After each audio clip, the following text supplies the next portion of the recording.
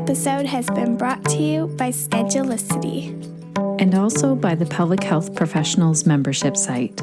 This is where healthcare professionals from all modalities, yoga teachers to PTs to movement educators to doctors and NDs, this is where they all come together, collaborate, and learn about all things pelvic health. In the Pelvic Health Professionals membership site, there's an up-to-date library of resources, an online private group, monthly Q&A calls, and access to amazing pelvic health experts from around the world. To find out more, visit pelvichealthprofessionals.com. Welcome to episode 126 of the Connected Yoga Teacher podcast. I'm your host, Shannon Crow, a mother of three, a yoga teacher, and a trainer and consultant who works for yoga teachers. And this podcast was created for you, dear yoga teacher, so you can connect to information and inspiration every single week and feel supported as you tour back and forth to classes, as you plan your workshops, as you do all of the things that a yoga teacher entrepreneur does. Today's episode deals with a topic that impacts so many of us and our students: body image and making peace with the bodies we have. According to eating disorder statistics estimated by the National Eating Disorder Association, in the USA, up to 30 million people suffer from an eating disorder, such as anorexia, bulimia, or binge eating disorder.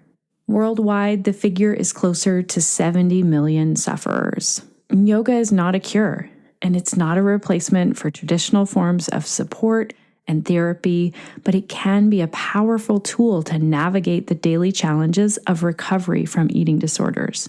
Also, yoga can help people accept their bodies, which is why it is so important for us to be in discussion with this about how to hold space for everyone in our yoga classes and to be aware of what the cues we are giving to our students are. Jennifer Kreatsoulas, author of Body Mindful Yoga, joins me today to dive into this important topic. And you're going to hear, just like most episodes, I am learning so much from Jennifer as we're talking about my own cues as well. Jennifer reveals her own journey with an eating disorder and how that inspired her work in the area of helping people who struggle with their bodies through yoga. We talk about what words and cues can be triggering and some alternatives you can use instead, as well as the general language in our culture around food, fitness, and fashion. This is such an important episode about being mindful of our bodies in yoga and creating an affirming relationship with our bodies through yoga. And I can't wait to share it with you. All of our show notes and the links are ready for you at theconnectedyogateacher.com/126. Before we dive into this interview with Jennifer today, I want to take a moment to share a very big thank you to Kathy Mitchell. Kathy was one of my very first yoga students long time ago when I taught in a tiny little schoolhouse in a town that I don't think it even has a sign anymore. And that's back when I was teaching Kundalini Yoga. I was a brand new teacher. And I just want to say a huge shout out of thanks to Kathy Mitchell for all of her support through the years. Kathy also left us a review saying, "This is my go-to site to find out what is truly going on in the yoga teacher world. Informative posts, often about unique challenges, and people are very civil." Thank you so much, Kathy. It's great to hear that our Connected Yoga Teacher Facebook group is there and supporting you. And yes, people are very civil and very supportive. So if you aren't in there yet, go to our homepage, go to theconnectedyogateacher.com, and you can see the join button right on our homepage. It means so much when you take the time to leave a review. So if you have not done that yet through iTunes or on our Facebook page, please reach out and do that. I like to read all of them on the podcast, and it really is a way for you to say thank you and to let other people know what you think of the podcast. Before we meet Jennifer today, let's hear our hot tip of the week from the team at Schedulicity.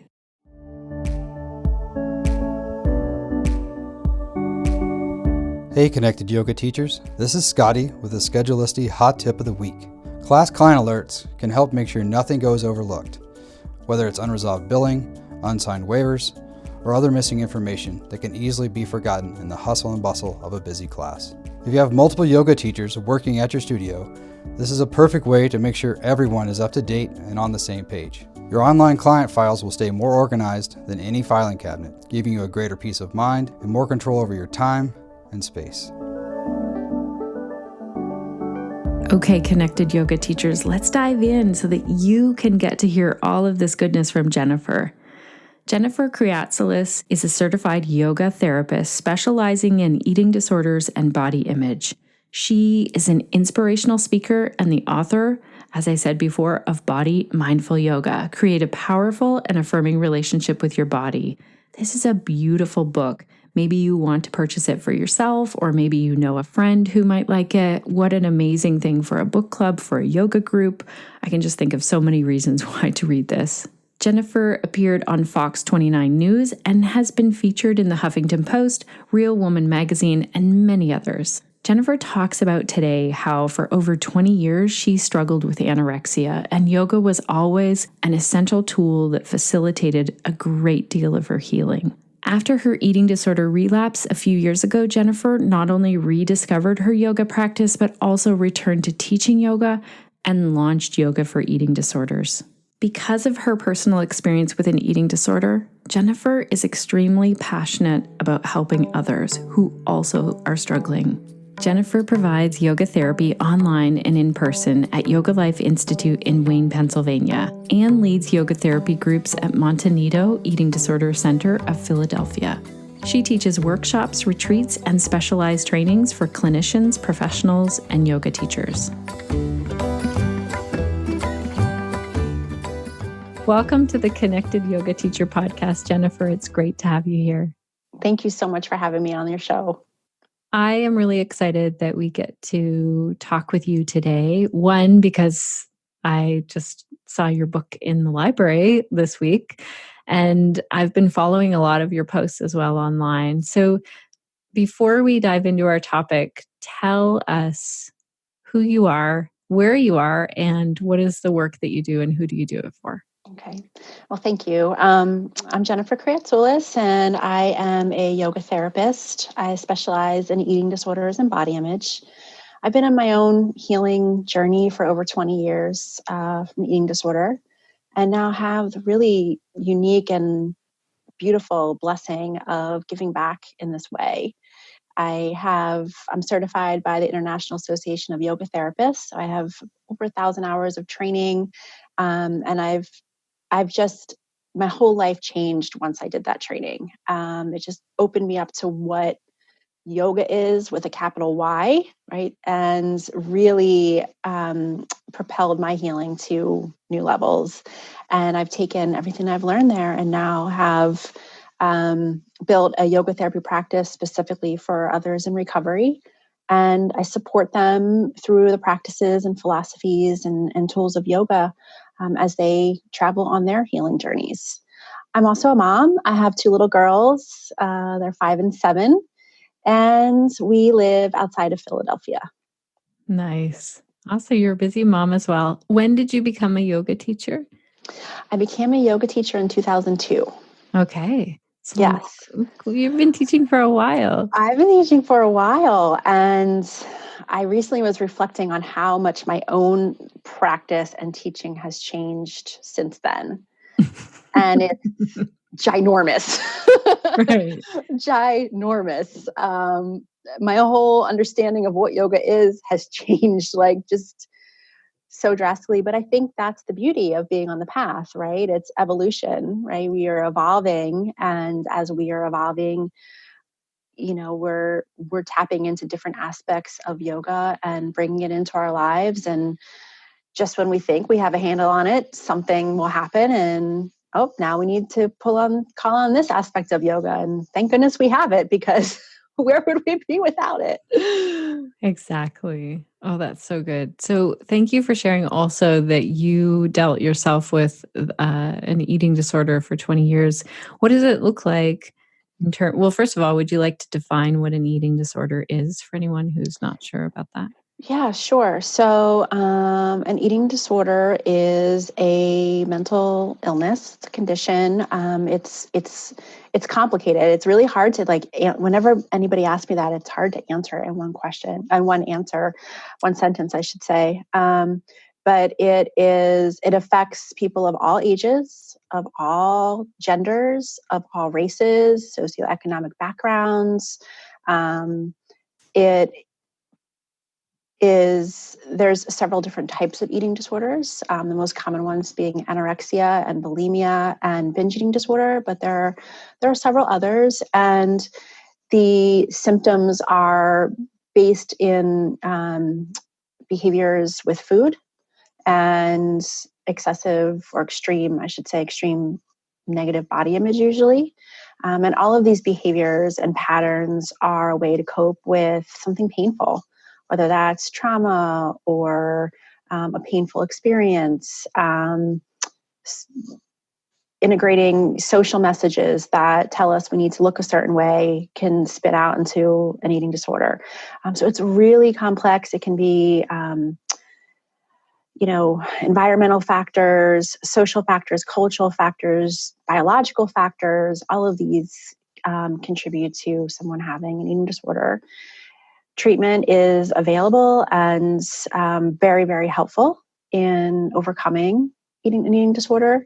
I really believe that recovery is possible. And I also believe that it's an ongoing process. So even as our symptoms may be under control, the growth that continues to happen as we learn to love ourselves, to be kind with ourselves, to nourish ourselves, and all that entails and what that means for someone. I think that's an ongoing process. And, I don't think you have to have an eating disorder to be in that process, right? Like, we're all learning how to love ourselves better, and we all have our obstacles to doing that. And in the case of an eating disorder, it really just plays out in this self-destructive pattern of behaviors, like I mentioned, whether that's, restricting food, whether it's, binging and purging. It comes in all flavors, really.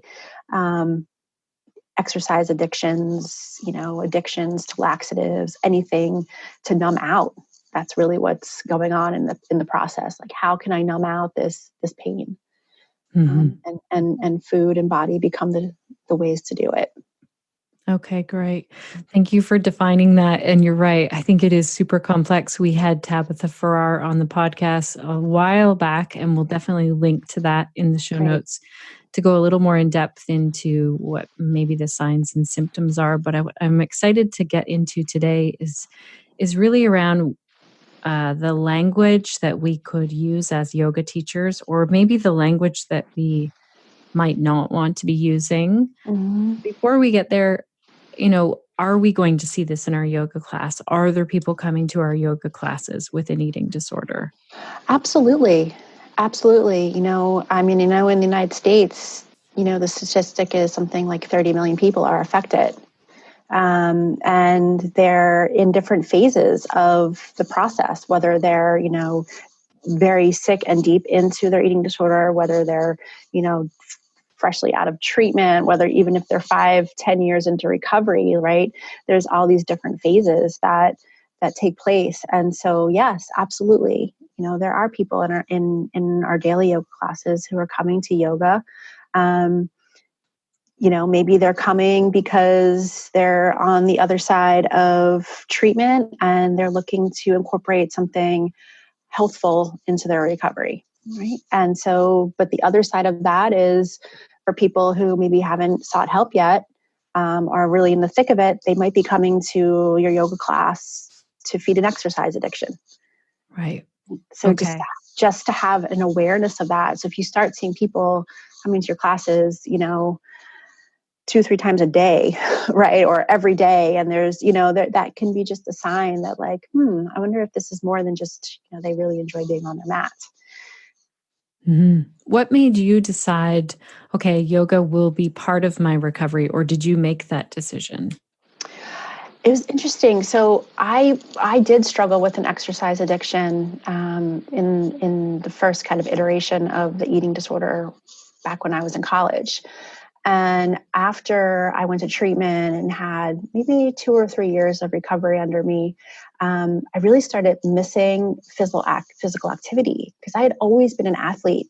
Before the eating disorder, I was a basketball player, a rower, a soccer player, a softball player, just part of who I am. Like, I love to sweat, I love to move. I love to be on a team. I was really missing that part of myself. And so this was around the time when yoga was becoming popular and the thing to do. And I remember I was in grad school and I ordered like Baron Baptiste's like power vinyasa videos. And I was doing them in my apartment and ended up meeting someone who knew of a studio nearby who taught Baptiste. I was like, great, I'll try it. So for me, it was like, I wanted to get movement back in my life, but that was completely unrelated to anything I had ever done before. That wasn't putting me on a machine where I was like worried about time and calories burned and all of that. And where I was in an environment that I necessarily wasn't on a team, but I was in a community.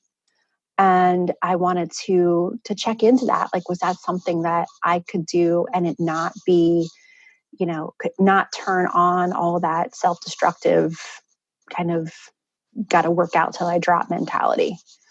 Right. So can you think of some of the language that maybe you've heard while being in a class that could start to turn that on, that self-destructive, because I just want to say that I think that we all have the ability to speak in a mean way to self, like to Yes. be saying like, oh, why are you doing that? Or why can't I look like that person over there?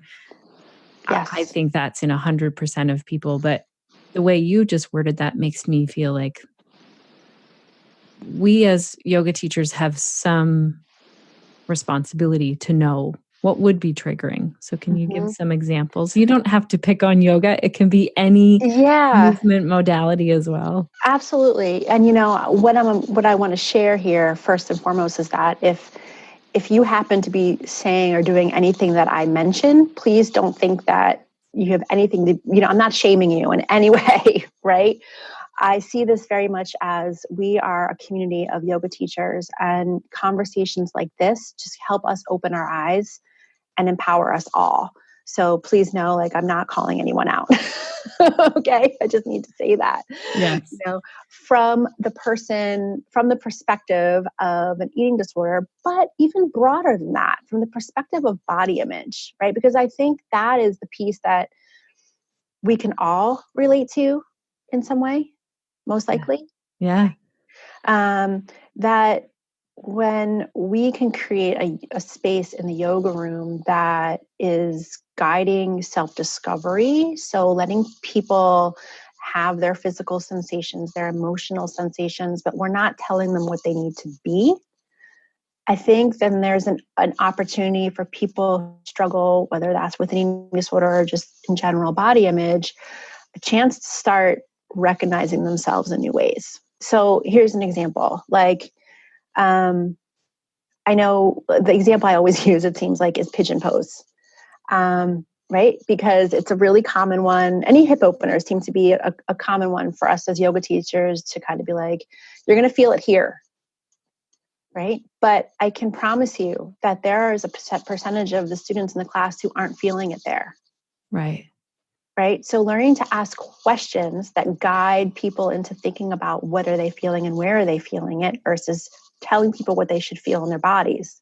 Because if you're someone who has struggled with body image or an eating disorder and you don't feel what you're being told you should feel, then the script is, once again, my body is wrong. Okay. Once again, my body isn't working right. My body isn't as good as hers or his. There's something wrong with my body. Right? And so we don't want to turn people off from coming to yoga. We want people to come and experience the healing and the self-discovery and all the great things that we know are possible.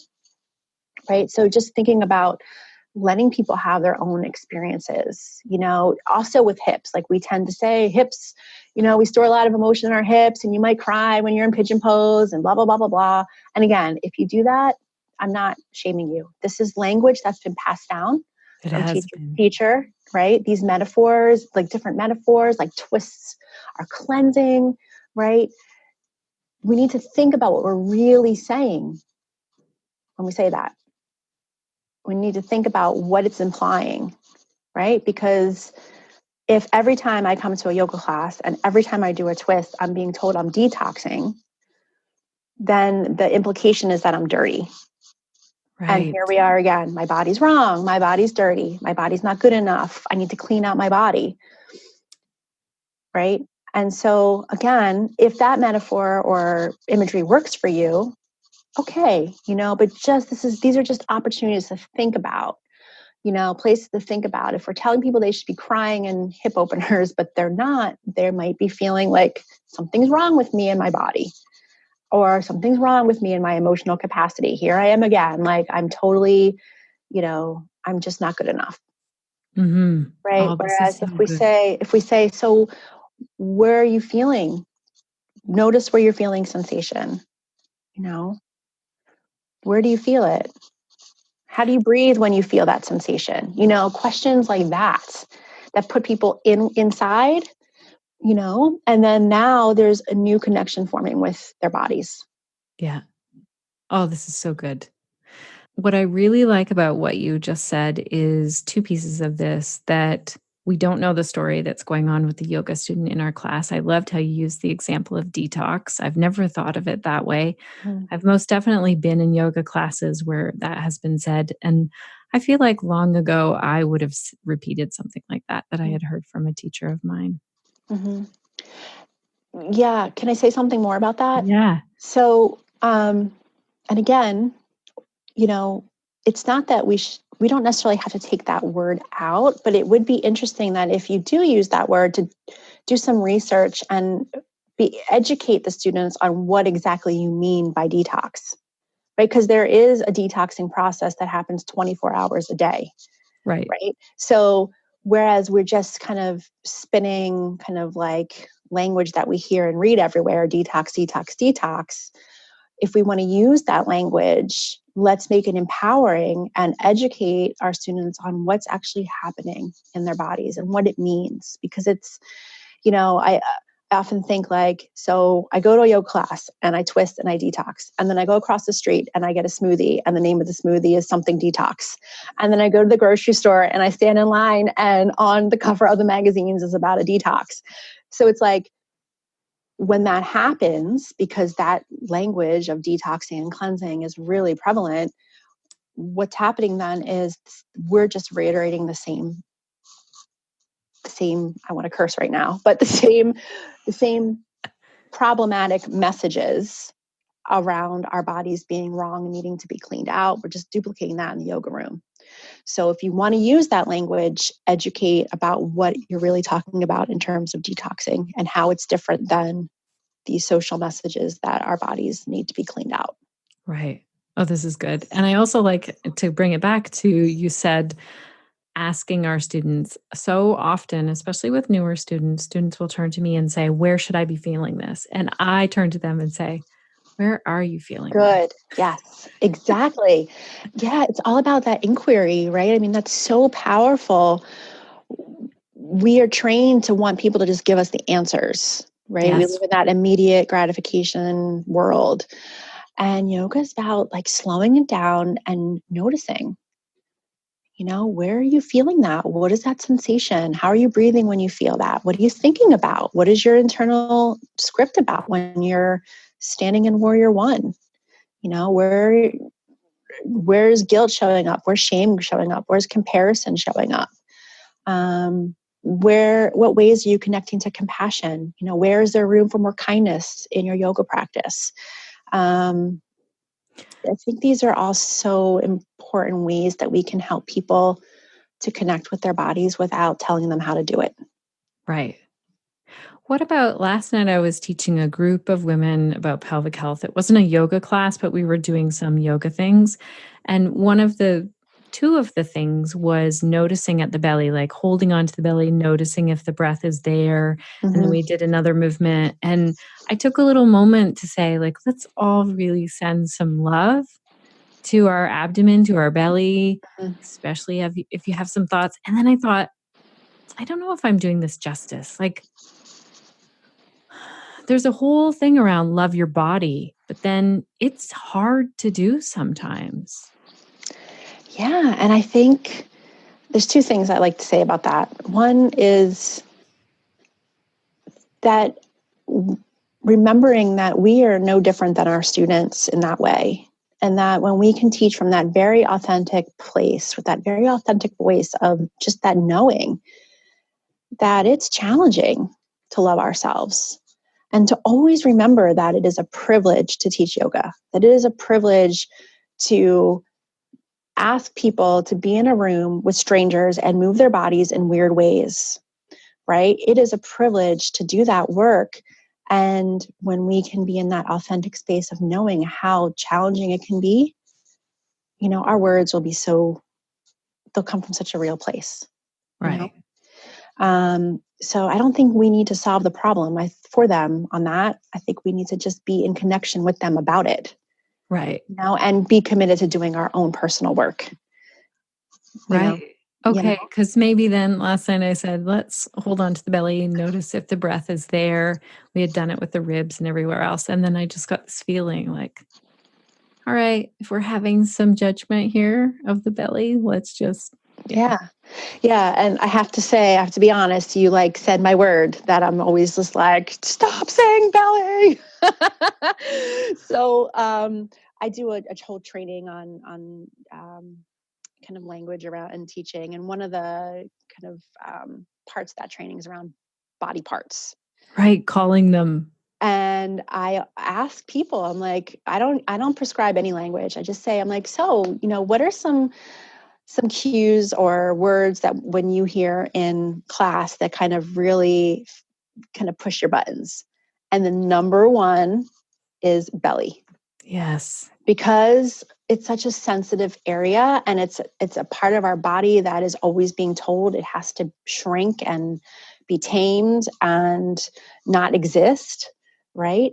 And so certainly, in the work that I do with my eating disorder clients, I would never, ever say that word. And I've just stopped using it in class. And even when I describe any type of anatomy, which I do as sparingly as possible, actually, I'll say upper leg and lower leg instead of thigh. For belly, I say center. I do a lot draw in through center. I do a lot of leading movement from heart. So lift with your, in cat cow, I say, lift your eyes, lift your heart, round your back, tuck your chin, press the back of your heart to the ceiling. So I do a lot of that, trying to just let people be in their bodies without making them feel self-conscious about their body parts. Now that's not to say we shouldn't be paying attention to anatomy. It's very, very, it's our number one priority, right? To keep people safe, especially when we're working with beginners, we need those words. But I think that as a community, it's an opportunity to get creative around how we can guide movement and find new ways to talk about parts of the body. So would you say bring hands to center, or would you say bring hands to your abdomen? Center, I really like. I never thought of that. It really is the center of the body there. Yeah, I say that word works for me, but I would say to you and anyone who's listening, find the language that resonates with you most authentically, Because you even changed thigh, and I can see why. Because right. we hear thigh master, thighs, people are really sensitive about these parts of their bodies. Yes. I mean, it's a real thing. And I think that just having an awareness and a respect for that reality as teachers, right? Just holding that and knowing that it's there. And yes, this language has been passed down to us. And yes, we need to learn it in order to grow into our teaching. But I think as we evolve and we feel more comfortable in the room, we're comfortable with ourselves as teachers, there's an opportunity to just empower yourself to get creative and find new ways to talk about the body. Right. Oh, you've got my mind spinning now. Yeah, like And I'll never say.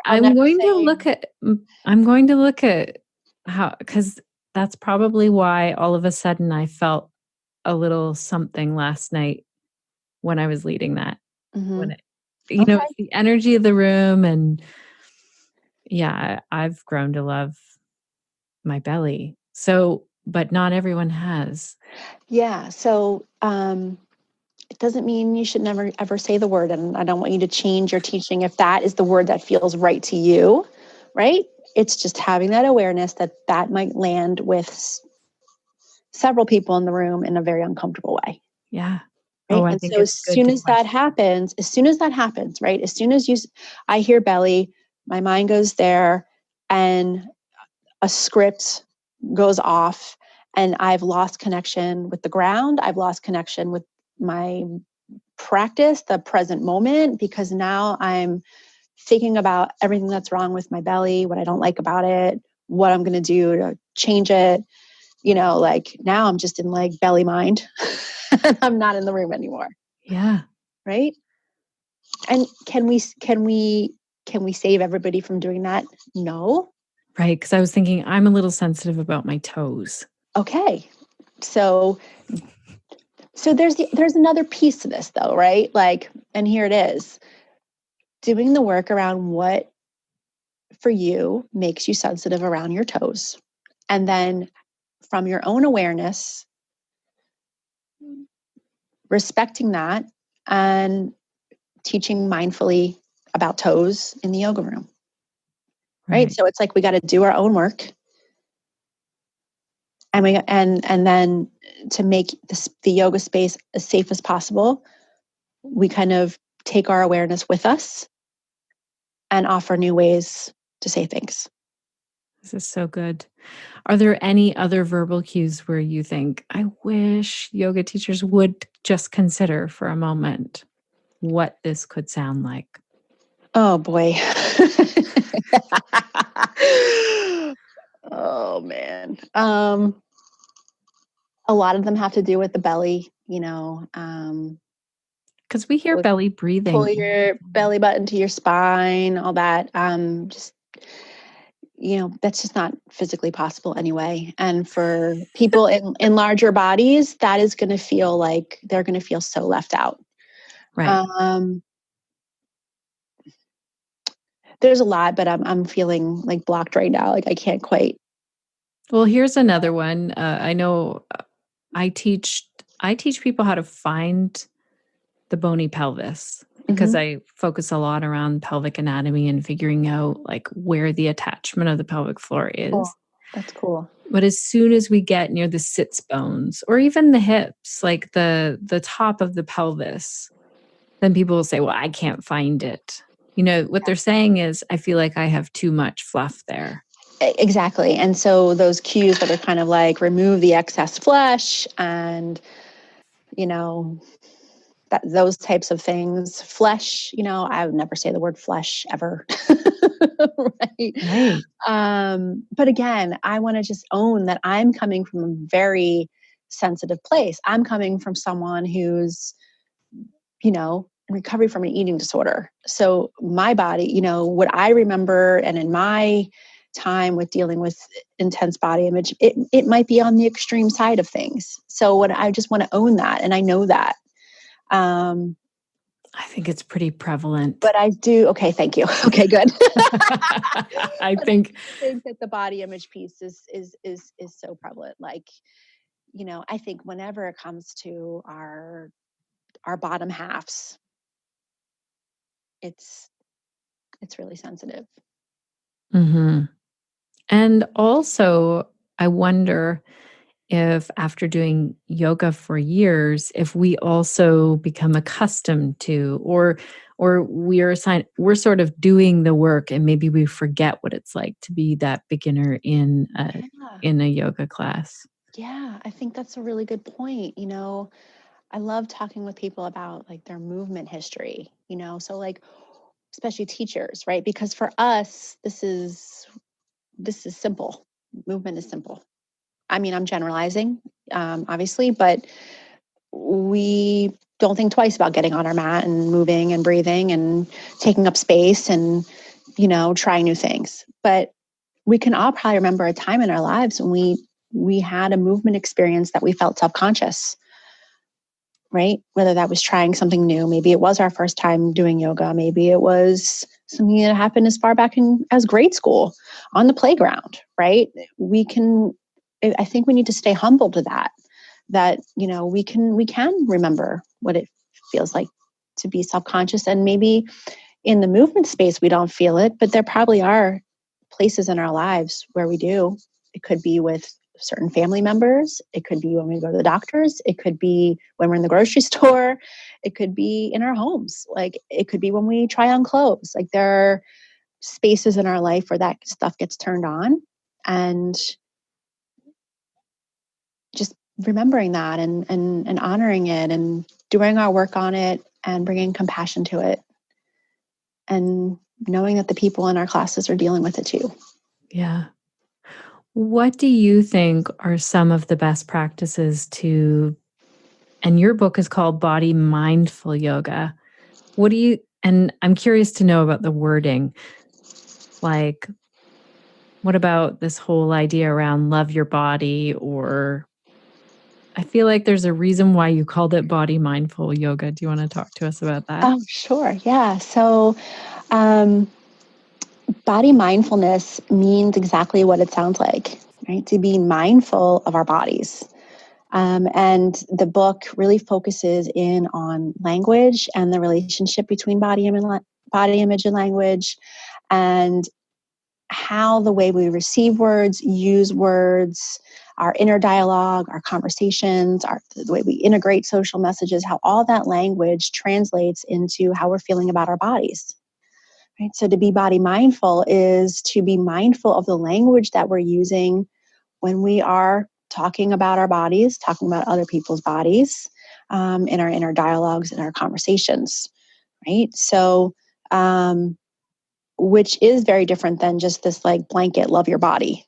Right. Right? This is about creating a practice toward mindfulness around how you are speaking about your body, and how can we call on our yoga practices to help us find more affirming language in our life. Can you give us an example of that? Mm-hmm. So in the book, we look at 4 different facets of society: food culture, fitness, social media, and fashion. Wow. And we look at some of the discourses that that run through those areas of our society. So for example, in the food chapter, we talk about morality language, all the morality language that's been mapped onto food, right? Good, bad, guilty, sinful, right? Healthy, All of it, all of that. And then we look at a few popular slogans or expressions, and we kind of debunk them. We kind of explain what they actually really mean. And then we offer some journaling exercises to get readers to explore if that language pushes their button in some way, if they have some type of visceral response, if it turns on guilt or shame. And if it does, here's some journaling exercises to help you understand why, like what's driving that, right? Because once we can understand why we're reacting to something, then we have an opportunity to react differently, right? And then offer some ways to think about how can we take this reaction and convert it into creating something more affirming in our language toward ourselves. Maybe that's a mantra or an expression or some type of language. And then we, in the second half of the book, are different types of yoga practices. So there's asana practices, breathing practices, auditory practices, visual practices. So depending on what your preference is, on how you like to learn or what you enjoy, there's a variety of practices. And there are ways to kind of wire in that new affirming language, because it's not a matter of like, okay, I'm going to say something nice to myself and I'm never going to, and like, now I'm done, right? I'm just going to say something nice to myself and I'm done now. It's all good. Right. No, it's a practice, right? It's a practice. We need to be practicing, and we need to be, consistently working on wiring in new language. And then we need to model it in the world. So we need to practice not talking self-disparagingly about ourselves. Right. We need to model that. And as we model that for others, right, we are building up our own body mindfulness, our own, self-empowering resources. Right. Mm-hmm. So it might just start with noticing when that negative self-talk is coming in, noticing it, and really making an effort to practice refraining from it. This brings to mind right away this memory that I have from when I was very young. A friend of mine stood in the mirror and we were little kids, and she was like, "Oh, I look so fat." Oh, And I had never had that modeled, but I am certain that's where it came from with her, is that she had a mother who I can't say I'm certain. That's my feeling. I just feel like we were little kids and we didn't even think about that yet. yeah. And so that's where that message could come from. And we wouldn't even, it wouldn't even be it would just be modeled for us. Right. And yeah. And so these messages are modeled in our families. They're modeled, in our peer groups. They're modeled in our social messaging, our cultural messaging. And so it's a tough world. It's a tough world to navigate from a place of self-empowerment. But I really believe and practice in my own life, and that's why I believe it, is that when we can realize that we have so much power in our words. Right. So much power in our words, right? And that when we can really become mindful of how our words are, hurting ourselves, hurting others, perpetuating guilt about our bodies, shame, driving comparison, we can realize that language is playing into that. It's a starting point for making a shift. Mm-hmm. And so body mindful yoga is really, designed to help people find that starting point of, okay, what's my relationship with my body like right now? What are some of the influences that have made it that way? Where is there an opportunity to shift, to bring a little more kindness? And now here are some practices to help you do that. That's amazing. I like how you said this is a practice and it's not just something we do and then it's mastered and then it's done and on we go. No.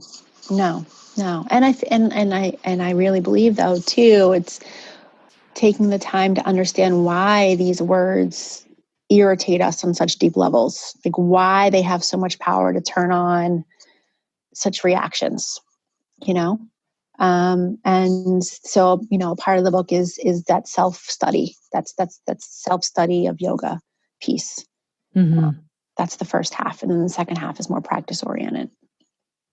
So you said it was food, fitness, social media is in there.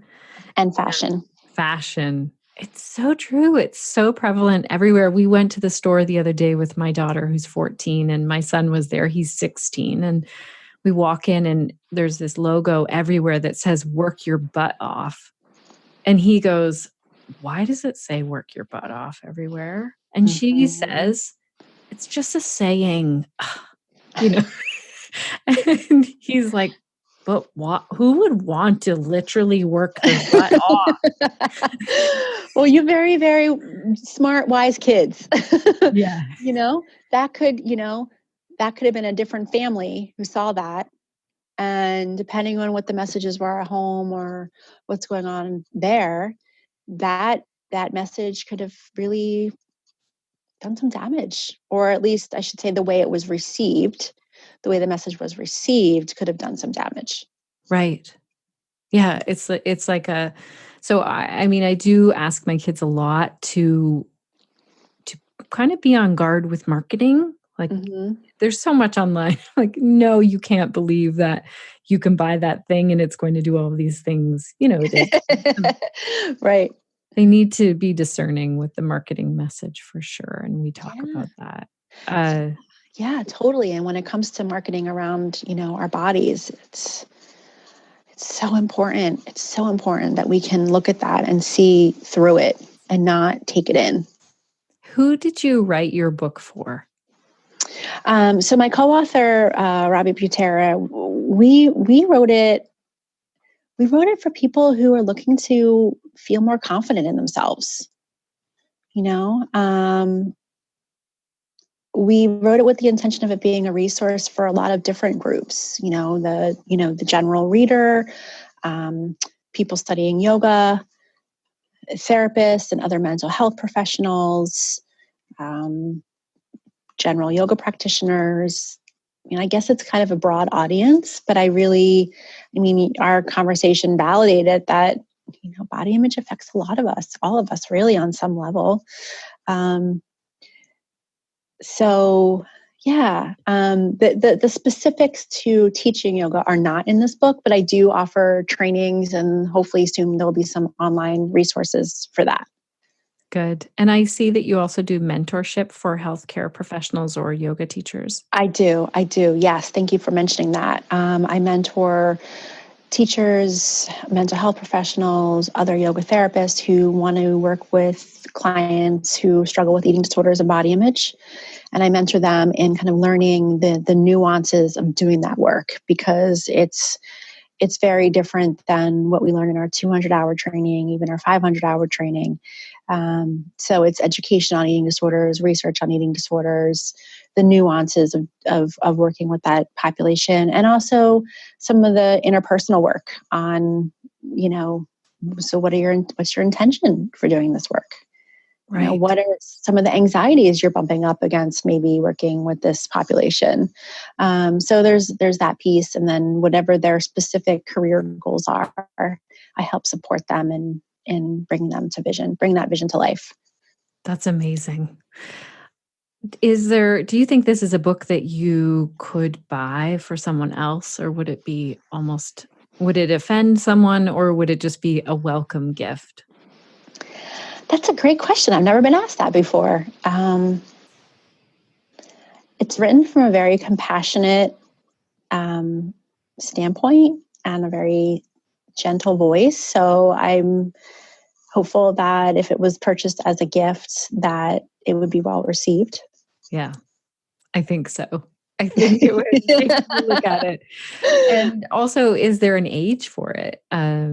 We know that eating disorders isn't just something that affects, men or women or just this particular age, even though there is I feel like there's too many messages that say that it is just women, or it's just like young women or something, but it isn't. Mm-hmm. So do you think that there's an age where you would say, what would it be like if this was reading in some grade in public school? What age do you think it would be perfect for? Wow. Well, I think with the social media aspect in it there, and maybe middle school, maybe high school. Yeah. That's kind of what's coming to me right now. Certainly college. I remember thinking like I'm perfect up until about the age 11. And I was like, oh, I have flaws? Uh-huh. Yeah. Right. So can you imagine if everyone had resources or a supportful resource that was saying, it's not a flaw. This is something that's unique about you. Right. Like, go shine. Mm-hmm. Like, go own it. Yeah. Oh, my parents were pretty good at doing that. But great. still, there's always that. Yeah. I wonder what the root of that inner critic is. Like, why is it there? What purpose did it serve? It must have served a purpose at some point. We didn't just invent this to have it. Usually everything's about survival. Mm-hmm. Mm-hmm. Any ideas? Well, I think from the yoga standpoint, it's ego. Aha. Right. And when we can get quiet enough to discern the difference between ego and reality, when we can kind of be like, oh, there's that thought again, but I'm not that thought. Okay, I'm going to let it go. Right? Which is a very different experience than there's that thought again. Crap. All right. I'm awful. I'm so disgusting. I'm not good enough. And then that's just a snowball effect. Right. What would you like to say to anyone, doesn't have to be a yoga student or yoga teacher, anyone who feels like they are having a point in their life where they're not feeling confident in their body? Is there something that you would like to share with them? I just would like to offer hope. I'd like to offer hope in that, you're not alone in that feeling. And I know how isolating it can feel and be. You're not alone in that, and that, you deserve to find a like-minded community or a friend or a trusted therapist or some type of professional to share how you're feeling, right? Because holding it in, those feelings of shame and guilt and comparison and despair and all that, they're so heavy. Those feelings are so heavy. And when we're feeling heavy in our bodies, those feelings only make it feel heavier. Right. So we need to be, or I should say, you deserve to share how you're feeling and allow support. Right. We have so many other emotions that we're allowed to share. Mm-hmm. You're right. Maybe we're a little less, like we can share when we're sad or grieving the loss of something. Absolutely. But we're not encouraged as much to share maybe feelings of like, it might get shoved aside like, oh, well, you're pretty, keep going. Right. Right. And on the inside, you're feeling so inadequate and incompetent and wrong. Right. Mm. So giving yourself space to air that out, to do that work and find a little freedom. You deserve it. Thank you for that. If people want to get your book, where do they get your book? And also, you're touring around and talking to people about your book. Do you want to tell us about both of those? Yeah, thank you. The book's available on Amazon, Barnes & Noble, my publisher, Llewellyn, worldwide. And I've heard that it's even being sold on Target.com. So there you go. Yay. I am touring around. Actually, I'm going to be in Los Angeles, Montreal, Portland, Miami, a couple other places. All of my events are listed on my website.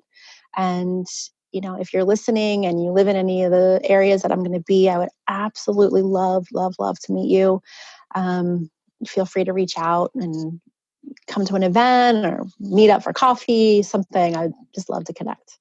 Great. We will put a link to your website in the show notes. And what is your website? It's yoga, 4, eatingdisorders.com. Perfect. Thank you so much, Jennifer. Thank you. Well, connected yoga teachers, how is listening to that? Are you like me where you had a cue that you often use, like saying belly? Jennifer really made me think about replacing the word belly with center. I love that. One other thing that I started to do after I talked with Jennifer is saying lie down on your abdomen. People generally know where their abdomen is, or lie down face first on the floor. So there are many ways that I have looked at changing that cue in my own class. And you could sense in the episode that I had some discomfort with it in a class. And no blame or shame around this if you have used a cue that Jennifer talked about. Also, one of my key takeaways was when Jennifer talked about, instead of telling our students where they will feel a pose, ask questions so that students really feel empowered to trust that they are right in what they are experiencing in a yoga pose. So often students turn to me and I see them look at me and say, where should I be feeling this?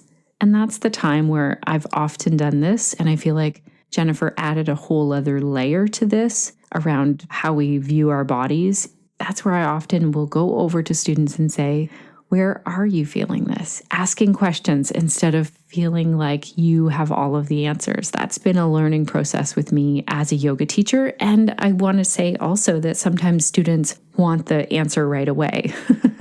Jennifer also brought in questioning the cues that have been passed down. So I continue to do this. I want teachers and students to also question the cues that I pass down as well. I like how Jennifer said that belly button to spine, it's not even a possible thing. So why are we cueing that? Also, this whole thing of love your body, we can't just say love your body and then it happens. I love how Jennifer said it's a practice to be mindful and to use new language to self and to others. That it's this thing that we might not master and feel like, oh yes, I completely love my body, but that it's a practice that we can do. There's one quote from Jennifer's book that I really love. Change your language to heal your relationship with your body. And I do wonder still, why do we have an inner critic? I would love to hear your thoughts on this, Connected Yoga teachers. Any cues that you use now, you have changed since listening to this episode, or you've thought of, or a cue that maybe you felt self-conscious or brought you right out of your yoga practice and into another place where you didn't really want to hang out, where you were being more critical of your body.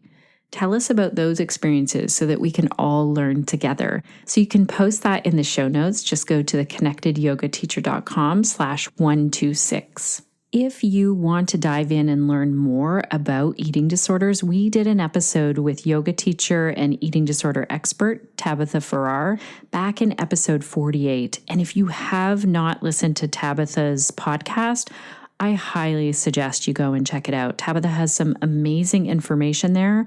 And because she's a yoga teacher, she also can look at it from the lens of fitness, yoga, and just general. She understands yoga and also really understands eating disorders. So go back and have a listen to that by going to the connectedyogateacher.com/48. At the time that I am recording this, Connected Yoga Teachers, there are a couple of spots open in the Yoga for Pelvic Health in Meaford, Ontario, November 2nd and 3rd, 2019. All of the details are on the connectedyogateacher.com website under trainings and events. And since this happens in November, and that's when it starts to get cold and snowy here in Canada, at this point, I don't have plans to travel away and share this training somewhere else. But if you have a warm and sunny location and you want me to bring this training to you or to your studio, and you have a group of people, it's a 2-day training, it's 20 hours, and it's all of the basics for yoga for pelvic health. All of the basics in a way that you can take this information and apply it to different breath practices and poses, and really have an understanding of how you can best serve your students in regards to pelvic health. Thank you so much to our Connected Yoga teacher team, Samantha, Suzanne, Crunch, and Cindy, for making today's episode possible. And thank you, dear yoga teacher. You are out there doing the real work. Please do not dismiss yourself as a business owner, as an entrepreneur, and as a professional. These are huge things for yoga teachers to be able to see. As a collective, we will be able to see our value as a professional and serve our community in a whole new way. So please be gentle with yourself this week, be kind to yourself, and stay connected to yourself, to your yoga practice, and to your community so that you can share the yoga that lights you up.